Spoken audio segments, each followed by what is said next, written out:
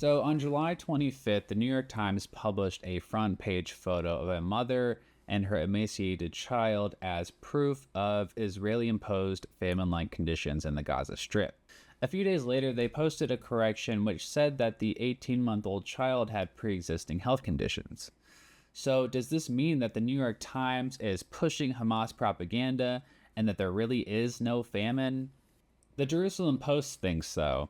They uncritically quote the Israeli government, saying that these news outlets are spreading a misleading story using a picture of a sick, disabled child to promote a narrative of mass starvation in Gaza, playing into the hands of Hamas's propaganda war. They go on to quote the Israel Foreign Ministry, saying that the child suffers from cerebral palsy along with additional genetic disorders, and has claimed that the international media chose to use his photo to promote Hamas propaganda.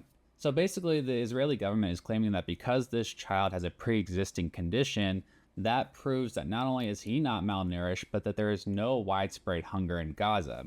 First off, the claim that the child has cerebral palsy is completely untrue. According to an interview with his doctor, he does not have cerebral palsy, but has muscular dystrophy, which does make him more vulnerable to malnutrition.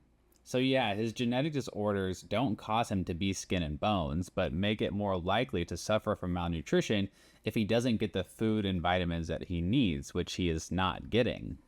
But what about his mom? Like, clearly she's not starving, right?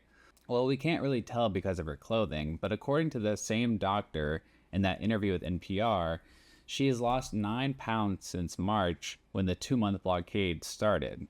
So yeah, she isn't getting enough food either. It's just not as obvious. But the fact that he has muscular dystrophy, while relevant and should have been in the New York Times article, doesn't disprove that he's severely malnourished, nor that Gaza as a whole is facing widespread hunger. According to UNICEF, 1 in 3 Palestinians in Gaza are going multiple days without food. More than 300,000 young children are at risk for acute malnutrition. And UNICEF's deputy executive director has said that Gaza has exceeded the famine threshold.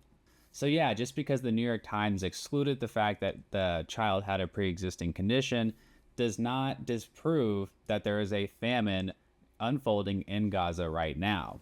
Not only that, but Israeli doctors are starting to comment on this story.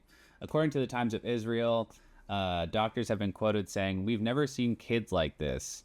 Images of a skeletal Palestinian boy prompted criticism when details of a background disease emerged, but Israeli pediatricians say no Israeli patient would suffer from such severe malnutrition.